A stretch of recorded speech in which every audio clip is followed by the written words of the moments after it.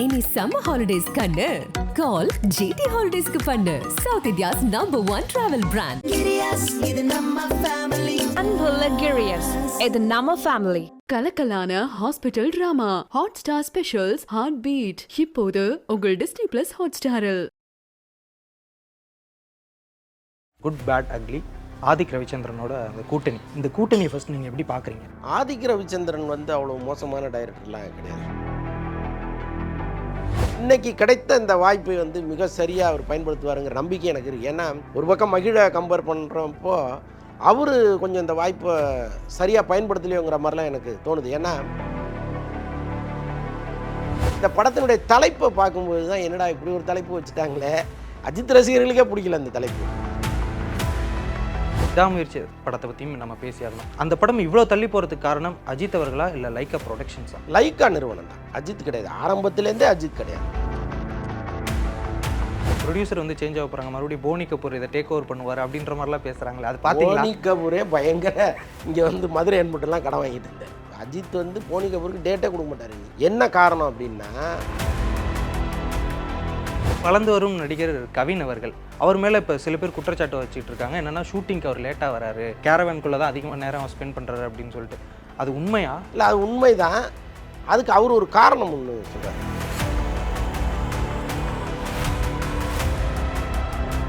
வணக்கம் சார். வணக்கம். இப்போது ரீசெண்டாக பரபரப்பாக பேசிகிட்டு இருக்க விஷயம் என்ன அப்படின்னா, அஜித் அவர்களோட அந்த குட் பேட் அக்லி ஆதிக் ரவிச்சந்திரனோட அந்த கூட்டணி, இந்த கூட்டணியை ஃபர்ஸ்ட் நீங்கள் எப்படி பார்க்குறீங்க? ஆதிக் ரவிச்சந்திரன் வந்து அவ்வளோ மோசமான டைரக்டர்லாம் கிடையாது. ஒரு கமர்ஷியல் படம் எப்படி இருக்கணுமோ அதை ரொம்ப சரியாக எடுத்துகிட்டு இருக்கிறவர். அவர் த்ரிஷா இல்லைன்னா நயன்தாராங்கிற படத்துலேருந்தே நான் ஆரம்பித்து சொல்கிறேன். இப்போ அந்த படத்து மேலே நிறைய கான்ட்ரவர்சியான விமர்சனங்கள் வந்துச்சு. பட் அந்த திரைக்கதை பார்த்திங்கன்னா ரொம்ப நேர்த்தியாக இருக்கும். ஒரு நல்ல ஹியூமர் சென்ஸோடு எடுத்திருப்பார். அங்கங்கே கமர்ஷியலுக்காக அவர் வைத்த அந்த இரட்டை ஆபாச வசனங்கள் தான் அவர் ஏதோ ஒரு தேர்ட் கிரேடு டைரக்டருங்கிற மாதிரி கொண்டு வந்துச்சு. பட் அவர் ஒரு நல்ல இயக்குனர் தான்.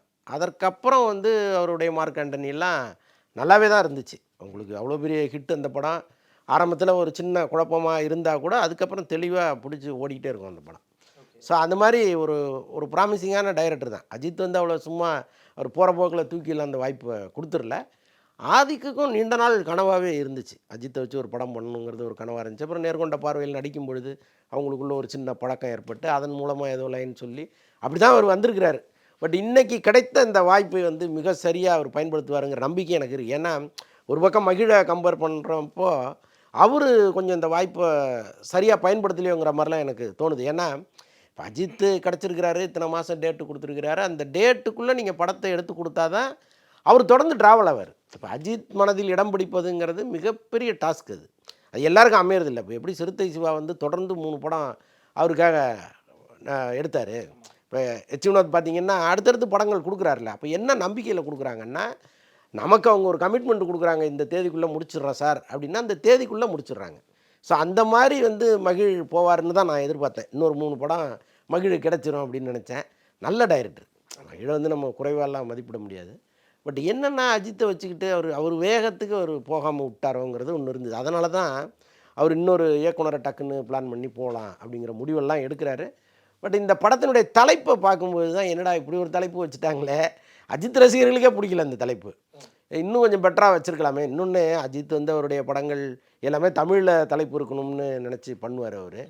இதில் வந்து ஃபுல் ஃப்ரீடம் கொடுத்துட்டாருன்னு நினைக்கிறேன்.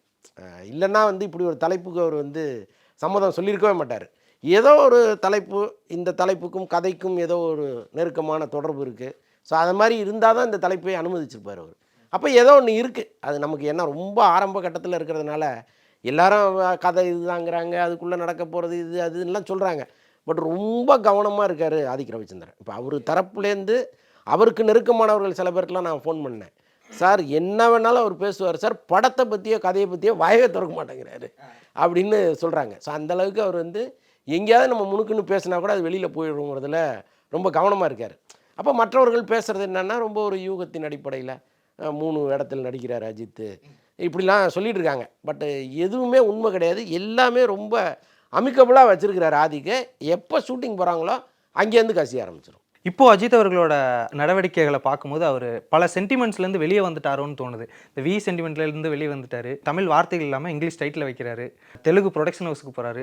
இதெல்லாம் நீங்கள் எப்படி பார்க்குறீங்க? இல்லை, தெலுங்கு ப்ரொடக்ஷன் ஹவுஸுக்கு போகிறதுக்கும் சென்டிமெண்ட்டுக்கு சம்மந்தம் கிடையாது. அது டப்பு, அதை பொறுத்த விஷயம் அது. இன்னொன்று, இன்னைக்கு அஜித் அவருக்கு வந்து அவர் கேட்குற சம்பளத்தை கொடுப்பதற்கு தமிழில் தயாரிப்பாளர்கள் இல்லை. இப்போ சத்யஜோதி தியாகராஜனுக்கு தான் ஒரு கமிட்மெண்ட் இருந்துச்சு. ஆக்சுவலாக வந்து விவேகம் சரியாக போகல, எனக்கு இன்னொரு படம் பண்ணி கொடுங்க சார்னு அவர் கேட்டார்.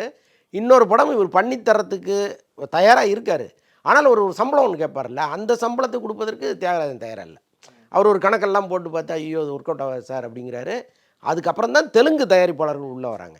அப்போ இங்கே தமிழில் அவருக்கு அவர் கேட்குற சம்பளத்தை கொடுப்பதற்கு ஆள் இல்லை. ஒருவேளை இந்த படம் வந்து விடாமுயற்சி வந்து ஒரு மிகப்பெரிய ஹிட் அடிச்சதுன்னா இங்கேயே பல பேர் வரிசை கட்டி நிற்பாங்க. பட் எல்லாமே வெற்றி தானே, அது ஒன்று, அதை வச்சுருங்க. சென்டிமெண்ட்டுக்கு அதுக்கும் சம்மந்தம் கிடையாது. ஆனால் சென்டிமெண்ட்லேருந்து அவர் வெளியில் வந்து நிஜமாக நான் கொஞ்சம் பிரமிப்பாக தான் பார்க்குறேன். ஏன்னா அப்படியே ஏதோ கயிறை பிடிச்சி தொங்குற மாதிரி எப்போ பார்த்தாலும் அந்த விங்கிற எழுத்தை பிடிச்சிட்டே அவர் தொங்கிட்டு இருந்தார். பட் அதெல்லாம் மாறி இருக்கிறது நிஜமாகவே ஆதிக்கம் செலுத்துகிறாரோன்னு தோணுச்சு எனக்கு. இல்லைன்னா ரொம்ப ஈஸியாக என்னங்க எனக்கு உங்களுக்கு தெரியாதா, டைட்டில் வரும்பொழுதே நான் எதை விரும்புவேன்னு தெரியாதா அப்படின்னா ஒரு வார்த்தை சொன்னால் இவரும் வீலேருந்து ஏதாவது ஒன்று வச்சுட்டு போயிருப்பார். ஸோ அப்போ அவர் வந்து ரைட்டு அவர் சாய்ஸுக்கு விட்டுருவோன்னு நினைக்கிறாருல்ல. பார்ப்போம், அதனாலே அந்த படம் நல்லா வரதுக்கு வாய்ப்புகள் இருக்குது. இப்போ ஒரு கட்டத்தில் வந்துட்டு இதற்கப்புறம் வந்து விஜய் தான் பீக், அஜித் அவர்கள் வந்து சினிமாலேருந்து விலகிடுவார் அப்படின்ற மாதிரிலாம் பேச்சு போயிட்டு இருந்த சமயத்தில் அடுத்தடுத்த 2 படங்கள் லைனில் அவருக்கு இருக்குது, ஆனால் இவருக்கு இன்னும் ஒரு படம் தான் இருக்குது அப்படின்ற நிலைமை கிட்டத்தட்ட இந்த 4 மாதத்தில் மொத்தத்தையும் புரட்டி போட்டுருச்சு. இந்த விஷயத்தை எப்படி பார்க்குறீங்க? இல்லை, விஜய்க்கு ஒரு படம் தான் இருக்குங்கிறத ஏதோ கவலையாக சொல்கிறீங்க. அவராக விரும்பி ஏற்றுக்கொண்ட முடிவு அது. விஜய் நடிக்கிறாருன்னா இன்னும் 10 பேர் ஒரே நேரத்தில் அட்வான்ஸ் கொடுக்குறதுக்கு ரெடியாக இருப்பாங்க. அதெல்லாம் ஒரு விஷயமே கிடையாது அவருக்கு. அவர் அரசியல் ரைட்டு, ஓகே நமக்கு டைம் வேணும்ன்ட்டு அவர் இங்கே வராரு, ஒரு படம்னு முடிவெடுக்கிறாரு. அஜித் வந்து சினிமாவை விட்டு விலக போகிறாருன்னு யார் சொன்னது உங்களுக்கு? இல்லை, இப்போ பொதுவாக பேசிட்டு இருந்தாங்களா அவர் இங்கே ட்ராவலு அது இதுன்னு? இல்லை, ஒரு பக்கம் ட்ராவல். நான் என்ன நினச்சேன்னா ஏதோ ஒரு கின்னஸை நோக்கி போகிறாரோங்கிற அளவுக்கு நான் நினச்சேன். ஏன்னா அவ்வளவு சின்சியராக இந்த வேர்ல்டு டூர் அவர் அட்டன் பண்ணியிருக்காரு. ஏதோ சும்மா நமக்கு டைம் இருக்குது பைக் எடுத்துகிட்டு சுற்றணும் அப்படின்லாம் போகலை அவர். ரொம்ப அதை ப்ராப்பராக அந்தந்த நாடுகளில் அதை முன்னேற்பாடுகளை பண்ணி கரெக்டாக அதை வந்து அந்த சொற்றை முடிச்சிடணுன்னு ஒரு பிளான் பண்ணார். அப்போ ஏதோ ஒரு கின்னஸ் பிளான் ஏதோ இருக்கோன்னெலாம் நான் நினச்சேன். பட் அதுவே கொஞ்சம் ஒரு ஃபுல்ஃபில் பண்ண முடியாமல் போயிடுச்சு. பாதி விடாமுயற்சி வந்து அவரை காலி பண்ணிடுச்சு. ஏன்னா இவங்க ஷூட்டிங் ரெடி ஆகும்பொழுது அவர் எங்கேயா இருப்பார். அப்போ அதெல்லாம் முடிச்சுட்டு அவர் இங்கே வரும்போது இவங்களுக்கு ஃபினான்ஷியல் பிரச்சனை வரும். ஸோ இந்த மாதிரி மாறி மாறி வந்ததில் இந்த ட்ராவலே தடைப்பட்டு போய் நிற்கிது. நடுவில் அவருக்கு உடம்பு வேறு சரியில்லை. இதற்கப்புறம் வந்து ட்ராவல் வேண்டான்னு டாக்டர்கள் கண்டிப்பாக சொல்லியிருப்பாங்க. எனக்கு தெரிந்து இப்போதைக்கு அவர் பைக் எடுக்க மாட்டார். அதுவும் வந்து உறுதியாக நம்பலாம். அதனால் சினிமா விட்டு அவர் விலகுவாருங்கிறதெல்லாம் நம்ம சொல்கிறது தான். சினிமா தானே அவருடைய மூலாதாரமே சினிமா தான். அதுக்கப்புறம் தான் அடிஷ்னல் தான் இதெல்லாம். ஸோ அதனால் அதை விட்டு எப்போவுமே விலக மாட்டார் அவர். AK63 பற்றி பேசும்போது விடாமுயற்சி படத்தை பற்றியும் நம்ம பேசியாகணும். அந்த படம் இவ்வளோ தள்ளி போகிறதுக்கு காரணம் அஜித் அவர்களா இல்லை லைக்கா ப்ரொடக்ஷன்ஸா? லைக்கா நிறுவனம் தான், அஜித் கிடையாது. ஆரம்பத்துலேருந்தே அஜித் கிடையாது. அவர் வந்து வேர்ல்டு டூர் போகிறாரு, அதனால் வந்து ஷூட்டிங்கை நிறுத்தி வச்சுட்டாங்க அப்படின்னு சொல்லிட்டு இருந்தாங்க. அப்படிலாம் கிடையாது. ஒரு பக்கம் கதை தயாராகிட்டு இருந்தது, மகிழ் ரெடி பண்ணிகிட்டு இருந்தார். அப்புறம் அந்த கதையை கேட்டு அவர் சில கரெக்ஷன் சொன்னார். அதுக்கப்புறம் இவர் ரெடி பண்ண டைம் எடுத்துக்கிட்டாரு. ஸோ இதெல்லாம் சேர்ந்து தான் அந்த நேரம் நம்ம இதுக்கு இங்கே சும்மா இருப்பானே நம்ம ட்ராவல் பண்ணுவோன்னு அவர் கிளம்பி போனார். அதுக்கப்புறம் ஒவ்வொரு முறையும் அவர் ட்ராவல் போகிறதுக்கு காரணம் வந்து அவர் விரும்பி போகல, இவங்க கேப் கொடுக்குறாங்க. சார் எங்களால் இப்போ தான் பண்ண முடியும் அப்படிங்கும்போது சரி சும்மா இருக்கிற நம்ம கிளம்புவோமேனு கிளம்பி போகிறார். அதனால் அவர் மேலே நம்ம குறைய சொல்ல முடியாது. எதனால தான் சார் அவங்க அப்படி சொல்லணும்? அவ்வளோ பெரிய ப்ரொடக்ஷன் ஹவுஸ், கார்ப்பரேட் கம்பெனி. இல்லைங்க, எப்போவுமே நீங்கள் எவ்வளோ பெரிய ஆளாக இருந்தாலும் அவங்களுக்கும் மணி ஸ்கேர்சிட்டி வரும். ஏன்னா இங்கே வந்து அவர் லண்டனில் மிகப்பெரிய தொழிலதிபர், அங்கே அவ்வளவு கோடிகளை வச்சுருக்காரு. அதெல்லாம் தூக்கிட்டு இங்கே வர முடியாது, நிறைய சட்ட சிக்கல்கள் இருக்குது. அப்போ இங்கேயே வந்து அவங்க ஃபைனான்ஸ் வாங்கி இங்கேயே ரொட்டேஷன், ஏன்னா அவங்க பணம் ஃபைனான்ஸ் இதுக்கு முன்னாடி வாங்காதவங்கன்னா வாங்கியிருக்காங்க. மதுரை அன்புட்டெல்லாம் வாங்கியிருக்காங்க, இன்னும் நிறைய பேர்கிட்ட இங்கே அவங்க வாங்கி ரொட்டேட் பண்ணியிருக்காங்க. ஸோ அதனால் வந்து அவங்க பணமே வாங்க மாட்டாங்க, வெளியில் கடனே வாங்க மாட்டாங்க, அவங்களுக்கு இல்லாத பணபலமெல்லாம் நம்ம பேச முடியாது. ஆனால் இன்றைக்கி இருக்கிற சுச்சுவேஷனுக்கு அவங்க பெரிய படங்கள் எடுக்கிறாங்க. ஒரு பக்கம் வேட்டையன் போயிட்டுருக்கு, இன்னொரு பக்கம் இந்தியன் 2 போயிட்டுருக்கு. இந்த 2 படமும் சாப்பிட்ற சாப்பாடு இருக்குல்ல, அது வந்து நிச்சயமாக அவங்களுக்கு ஒரு பெரிய பிரச்சனை தான். அப்போ என்ன பண்ணுறாங்கன்னா ஒரே நேரத்தில் 3 பெரிய படத்தை எதுக்கு நம்ம பண்ணணும்? இப்போ இந்தியன் 2க்கு என்ன செலவாகுதோ கிட்டத்தட்ட அதே செலவு ஒவ்வொரு நாளும் விடாமுயற்சிக்கு நடக்குது. இப்போ அஜர்பைஜானுக்கு வந்து இவங்க போய் இறங்கி தினந்தோறும் 50 லட்ச ரூபா ஷூட்டிங் எக்ஸ்பென்ஸ் ஆகுதுன்னு சொல்கிறாங்க. அப்போ அதெல்லாம் மிகப்பெரிய தொகை தானே. அப்போ அவங்க என்ன பண்ணுறாங்க, கொஞ்ச நாள் நிறுத்தி வைப்போம், இந்த 2 படத்தை முடிப்போம், இதில் ஏதாவது ஒரு படம் ரிலீஸ் ஆகுது அல்லது ஒரு பெரிய பிஸ்னஸ் வருதுன்னா அதில் உள்ள தொகையை தூக்கி இதில் போட்டு நம்ம திரும்ப போகலாம் அப்படிங்கிற மாதிரி கால்குலேஷன் தானே. சினிமா வந்து ஒரு கால்குலேஷன் தானே. இங்கேருந்து தூக்கி அங்கே போடுவாங்க, அங்கேருந்து தூக்கி இங்கே போடுவாங்க. ஸோ அந்த மாதிரி தான் இந்த படத்துக்கு வந்து ஒரு பின்னடைவு ஏற்பட்டுச்சே தவிர மற்றபடி வந்து அவங்களுக்கு பண பிரச்சனை இல்லைன்னா நம்ம சொல்லவே முடியாது. இல்லை, லைக்காவை பற்றி பேசும்போது எனக்கு இன்னொரு விஷயம் ஞாபகம் வந்தது. என்ன அப்படின்னா, கொஞ்சம் நாளைக்கு முன்னாடி 2.0 படம் வந்து அவங்க ப்ரொடியூஸ் பண்ணும்போது அந்த கிராஃபிக்ஸ் ப்ராப்ளம் இருக்குது, மறுபடியும் ஃபஸ்ட்லேருந்து கிராஃபிக்ஸ் போகணும் அப்படின்ற மாதிரி சொன்னாங்க. இப்போ வந்துட்டு அதே லைக்கா ப்ரொடக்ஷனில் வெளியே வந்து லால் சலம் வந்து ஹார்ட் டிஸ்க் தொலைஞ்சு போச்சு அப்படின்ற மாதிரி சொல்கிறாங்க. இதே மாதிரி சந்திரமுகி 2 சமயத்துலையும் ஒரு சர்ச்சை வந்துச்சு. ஏன் இது தொடர்ந்து லைக்காவுக்கு மட்டுமே நடந்துக்கிட்டு இருக்கு? இது இங்கே இருப்பவர்களுடைய அலட்சியம் தான் காரணம். நீங்கள் எப்போவுமே வந்து ஒவ்வொரு பார்ட்டையும் ஒவ்வொரு நபர்கிட்ட ஒப்படைச்சிருவாங்க. இப்போ உதவி இயக்குனர்கள் 5 பேர் இருக்காங்கன்னா, நீ காஸ்டியூமை பார்த்துக்க, நீ வந்து கண்டினியூட்டி பார்த்துக்க அப்படின்னு தனித்தனியாக கொடுப்பாங்க. இப்போ இந்த ஹார்ட் டிஸ்க்கு வந்த பிறகு இதை பொறுப்பாக பார்த்துக்கிறது யாருங்கிறதுக்கு ஒருத்தரை நியமித்து அவர் கண்ட்ரோலில் தான் அது இருக்கும். இப்போ நாளைக்கு ஏதாவது ஒரு பிரச்சனைனா அவர் தான் கூப்பிட்டு கேட்பாங்க. ஸோ அப்படி தான் வந்து லைக்கா நிறுவனம் வந்து ஒருத்தரை நியமித்து இதெல்லாம் பொறுப்பாக ஒப்படைச்சிருந்துருக்காங்க. அதில் எங்கேயோ மிஸ் ஆகிருக்கு. பல நேரங்களில் என்ன பண்ணுவாங்கன்னா, வெளிநாடுகளுக்கு ஷூட்டிங் போவாங்க, போயிட்டு அங்கே முன்ன ஃபிலிம் இருந்த காலத்தில் ஷூட்டிங்லாம் பண்ணிவிட்டு திரும்பி ஏர்போர்ட்டுக்கு வரும்போது அந்த ஸ்கேன் பண்ணுவாங்கல்ல, அந்த மிஷினில் போய் எடுத்ததெல்லாம் காலியாகிடும். அதுமாரி சில படங்கள்லாம் ஆயிருக்கு. அப்போ என்ன பண்ணுவாங்கன்னா, முறையான ஒரு லெட்ரு வாங்கி இது வந்து ஃபிலிமுங்க, இதை ஸ்கேன் பண்ணக்கூடாதுன்னு சொல்லி அதெல்லாம் பாதுகாப்பாக எடுத்துகிட்டு வந்தது தான் நம்ம இண்டஸ்ட்ரி. ஸோ இப்போ இங்கே வந்து இந்த தொழில் அலட்சியம் இருக்குல்ல, அது வந்து பெரிய பெரிய பிரச்சனையை உருவாக்கும். ஐஸ்வர்யா சொன்னது வந்து ஏதோ பொய்ன்னு கூட பல பேர் நினச்சிருக்கலாம். பட் பொய்யெல்லாம் கிடையாது. அவங்க தொலைச்சது உண்மை தான். அதுக்கப்புறம் ரெக்கவரி சாஃப்ட்வேர் போட்டு அதை எடுக்கிறதுக்காக எவ்வளோ ட்ரை பண்ணாங்க, எதுவுமே நடக்கலை. ஒரு கட்டத்தில் இப்போ இத்தனை நாள் ஷூட்டிங், கிட்டத்தட்ட ஒரு 20 நாள் ஷூட்டிங் இது போயிடுச்சு. அப்போ இந்த 20 நாள் ஷூட்டிங் எக்ஸ்பென்ஸை யார் கொடுக்குறதுங்கிற பேச்சுவார்த்தையெல்லாம் நடந்துச்சு. அது பொறுப்பு வந்து லைக்கா எடுத்துக்கிறதா, இல்லை அந்த தப்பு ஐஸ்வர்யா மேலே இருக்குது, ஐஸ்வர்யா தான் அந்த பணத்தை கொடுக்கணுமா, அல்லது இந்த லேபு வந்து இதில் தலையிடுமா, இந்த மாதிரி பல பேச்சுவார்த்தைகள்லாம் நடந்துச்சு. ரஜினி வரைக்கும் அந்த பிரச்சனையை கொண்டு போனாங்க. ஸோ அதனால் வந்து சம்பவம் நடந்தது உண்மை தான். இந்த அலட்சியத்தின் காரணமாக தான் அந்த படமே வீணாக போயிடுச்சு. ப்ராப்பராக அந்த 20 நாள் காட்சிகள் இருந்ததுன்னா ஒருவேளை கதை வந்து இந்த திரைக்கதை ஒரு நேர்த்தியாக கூட இருந்திருக்கலாம். இப்போ வந்து இப்போ இந்த AK63 விடாமுயற்சி 2 படமே இந்த வாட்டி தலை தீபாவளி, தலை பொங்கல் அப்படின்னு எதிர்பார்த்துடலாமா? கண்டிப்பாக ஆதிக்கு வந்து நினச்ச மாதிரி படத்தை முடிச்சிடுவார். இன்னொன்று அந்த மைத்ரி மூவி மேக்கர்ஸ் அவங்க வந்து ஒரு பெரிய நிறுவனம். அவங்க எந்த வகையிலையும் அவங்க வந்து தொய்வு இல்லாமல் அந்த ஷூட்டிங்கை நடத்திடுவாங்க. அஜித்தும் வந்து ப்ராப்பராக பண்ணிவிடுவார், அவருக்கு ஒன்றும் பிரச்சனை கிடையாது. ஆதிக்கும் ரொம்ப உற்சாகமாக இருக்கார். அஜித்து கிடச்சிட்டாருங்கிற உற்சாகத்தில் அவர் ரொம்ப சிறப்பாக பண்ணுவார். அதனால் அவங்க 2025 பொங்கல்ங்கிறது வந்து அதை நோக்கி வேகமாக ஓட ஆரம்பிச்சிடுவாங்க. இப்போ எனக்கு என்ன சிக்கல் அப்படின்னா, இப்போ விடாமுயற்சியை எப்போ திரும்ப ஸ்டார்ட் பண்ணுவாங்க? விடாமுயற்சியை நாங்கள் ஆரம்பிச்சிட்டோம், நீங்கள் இந்த படத்தை போட்டுட்டு வாங்கன்னு கூப்பிட்டா இந்த படத்தினுடைய கதி என்ன? அது ஒரு குழப்பம் இருக்குது. நான் இதை முடிச்சுட்டு தான் விடாமுயற்சிக்கு வருவேன்னு அஜித்து ஒரு முடிவு எடுத்தாருன்னா, இப்போ மறுபடியும் அவங்க போகிற நேரத்தில் அந்த கிளைமேட் எப்படி இருக்கும்னு தெரியாது. இந்த படத்தை முடிச்சுட்டு அவங்க தயாராகும்போது அஜர்பைஜான் கிளைமேட் எப்படி இருக்கும்னு தெரியாது. இப்போ கொஞ்சம் ஏதோ மாறி இருக்குது, பழைய மாதிரி வந்துட்டோம், திரும்ப ஷூட்டிங் எடுத்தால் ஒன்றும் பிரச்சனை இல்லைங்கிற மாதிரி அவங்க சொல்லிகிட்டு இருக்காங்க. ஸோ இதெல்லாம் என்ன பண்ண போகிறாங்கன்னு தெரியல. பட் ட்விட்டரில் நிறைய பேர் வந்து இதுக்கு ப்ரொடியூசர் வந்து சேஞ்ச் ஆக போகிறாங்க, மறுபடியும் போனி கபூர் இதை டேக் ஓவர் பண்ணுவார் அப்படின்ற மாதிரிலாம் பேசுகிறாங்களே, அது பார்த்தீங்களா? போனி கபூரே பயங்கர இங்கே வந்து மதுரை என்பட்டெல்லாம் கடன் வாங்கிட்டு இருந்தார். அவரெல்லாம் வந்து அஜித் வந்து போனி கபூருக்கு டேட்டே கொடுக்க மாட்டார். இனி ஏன் சார்? என்ன காரணம் அப்படின்னா, அஜித்திட்ட ஒரு கமிட்மெண்ட் கொடுத்தீங்கன்னா அதில் கரெக்டாக இருக்கணும். எப்போவுமே அவர் வந்து ஒரு பிடிவாதமான ஹெட் மாஸ்டர். நீங்கள் ஒரு விஷயம் சொல்லிட்டீங்கன்னா அதில் கோடு போட்டு அதிலே நிற்பார் அவர். அதை நீங்கள் செய்யலைன்னா உங்களை கிட்டையே சேர்க்க மாட்டார். இதுதான் அவருடைய கேரக்டர். போனி கபூருக்கு அவர் டேட்டு கொடுத்தது வந்து ஸ்ரீதேவி இருக்கும்போது ஒரு கமிட்மெண்ட்டு. ஸ்ரீதேவி உயிரோடு இருக்கும்போது எனக்கு நீங்கள் எங்கள் கம்பெனிக்கு ஒரு டேட்டு கொடுங்கன்னு கேட்டிருக்காங்க. இவர் தரேன்ட்டார். அவங்க இறந்துட்டாங்க. இறந்தாலும் நம்ம அதை ஹானர் பண்ணணும்னு உள்ளே வந்தார். அதுக்கப்புறம் போனி கபூருடைய அந்த அன்பு அதெல்லாம் பார்த்துட்டு சரி கண்டினியூஸாக அவருக்கு படம் கொடுப்போமேங்கிற ஒரு முடிவுக்கு வந்தார். ஆனால் நமக்கு ஒரு அட்வான்ஸ் கொடுத்துட்டு பிரேக்கிங் அந்த ஷெட்யூல் இருக்குது இல்லையா, இப்போ ஒவ்வொரு மாதமும் 5 கோடி ரூபா அஜித்துக்கு அக்கௌண்ட்டுக்கு போயிடணும் ஃபஸ்ட்டு வீக்கில். இப்போ 5ஆம் தேதினா 5ஆம் தேதி காலையில் 5 கோடி ரூபா அவர் அக்கௌண்ட்டில் கிடக்கணும். இல்லைன்னா அந்த கம்பெனியை அவர் கேர் பண்ணவே மாட்டார். ஆனால் போனி கபூர் அதுமாரி கொடுத்தாரான்னா இல்லை. அவங்க படம் பண்ணும்பொழுது இந்த ஷெட்யூல் பேமெண்ட்டை அவர் கரெக்டாக கொடுக்கவே இல்லை. அதனாலேயே அந்த கம்பெனியை வந்து அவர் தள்ளி வச்சிட்டார். அதனால் இப்போ வந்து விடாமுயற்சியை போனி கபூர் அண்டர்டேக் பண்ணுறாருங்கிறதெல்லாம் சும்மா கட்டுக்கதையாக இருக்கும். இப்போ இந்த பக்கம் கோட் எந்த அளவுக்கு போய்கிட்டு இருக்கு ஷூட்டிங், அதோட ரிலீஸ் வந்து ஆகஸ்ட் 15 அப்படின்ற மாதிரிலாம் சொல்கிறாங்களே, அது எப்படி உண்மை? இல்லை, ஆகஸ்ட் 15ன்னு இப்போ சொல்லிகிட்டு இருக்காங்க, அவ்வளோதான். இன்னும் கான்க்ரீட்டான முடிவுக்கு கம்பெனி வரல. டேட்டு மாறலாம், அது இப்போதைக்கு உறுதியாக தெரியாது. பட் ஷூட்டிங் வந்து ரொம்ப ஃபாஸ்ட்டாக போயிட்டுருக்கு. இப்போ பார்த்துருப்பீங்க, பிரபுதேவா திருவனந்தபுரத்தில் ஒரு ஃபோட்டோ ஒன்று போட்டிருக்காரு பாருங்கள். இப்போ அடுத்த ஷெட்யூல் அங்கே தான் ஸ்டார்ட் பண்ணுறாங்க.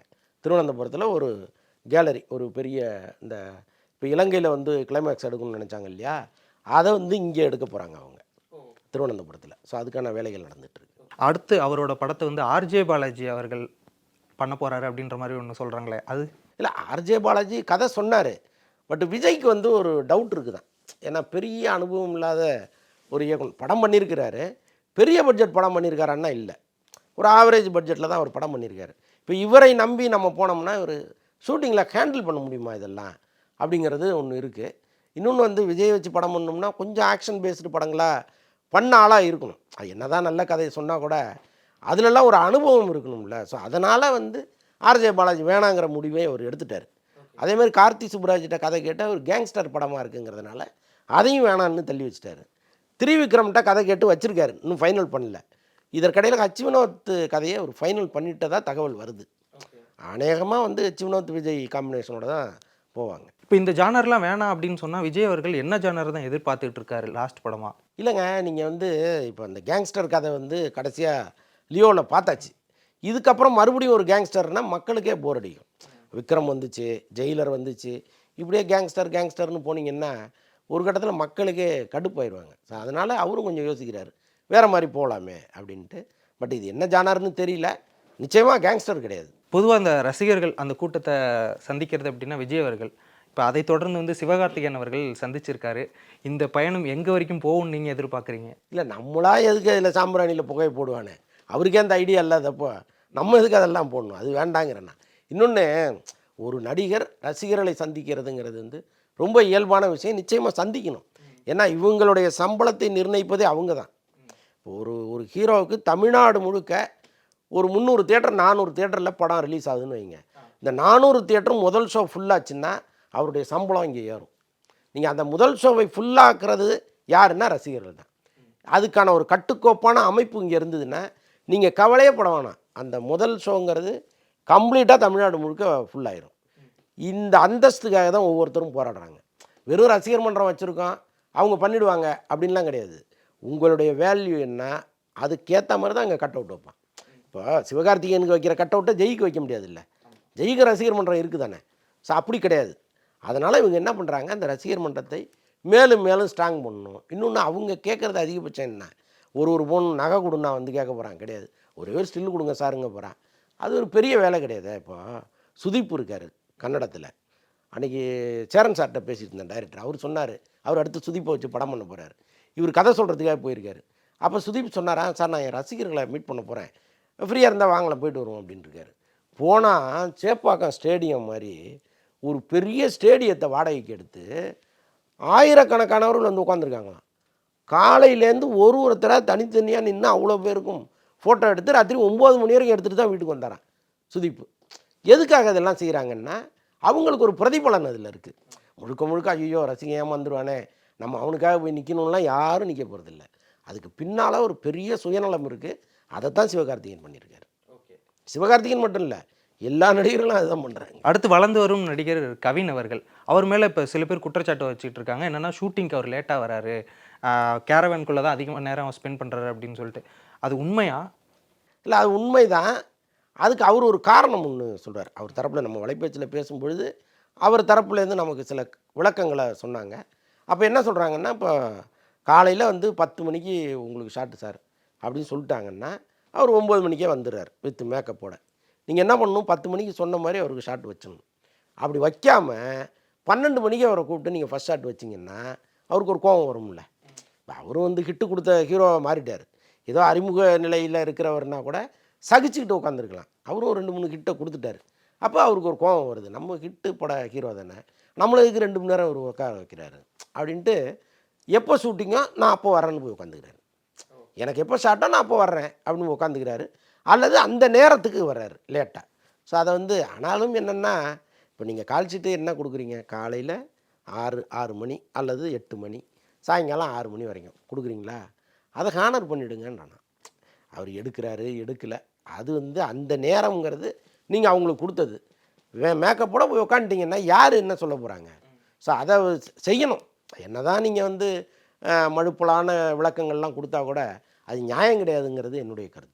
இப்போ வந்து தமிழ் சினிமாவில் நிறைய பேர் என்ன விஷயம் சொல்லிட்டுருக்காங்கன்னா, இந்த மலையாள படமான மஞ்சுமல் பாய்ஸ், பிரேமலுலாம் தான் ஓடுது, தமிழ் படங்களில் நல்ல படங்கள் வரதில்லை அப்படின்றாங்க. பட் இங்கேயும் ஜே பேபி நல்ல படமாக வந்துச்சு அப்படின்ற மாதிரி நிறைய பேர் சொல்கிறாங்க. இந்த விஷயங்களை எப்படி பார்க்குறீங்க? நம்ம ரசிகர்களே மலையாள படங்களை ரொம்ப தூக்கி கொண்டாடுறாங்கன்னு நினைக்கிறீங்களா? இல்லை, நல்ல படங்களே கொண்டாடுறாங்க. அது மலையாளம் கன்னடம்லாம் கிடையாது. காந்தாராவை ஏன் தமிழ்நாட்டில் அப்படி ஓட வச்சாங்க? அதனால் இப்போ எப்படி பாகுபலி தமிழ்நாட்டில் அப்படி ஓடிச்சு? நல்ல படங்கள் வந்தால் அவங்க மொழி பார்க்குறது இல்லை, எந்த படமாக இருந்தாலும் நம்ம பார்ப்போம் அப்படின்னு ஒரு முடிவை எடுக்கிறாங்க. ஆனால் இங்கே வந்து நம்ம எப்போதுமே நல்ல படங்களை கொடுக்குறோமான்னா அந்த முயற்சியில் கூட இறங்குறது இல்லை. இப்போ பல படங்கள் வந்து சாதி பின்புலத்தில் எடுக்கிறாங்க, அரைச்சமாவையே அரைச்சிட்டு இருக்காங்க.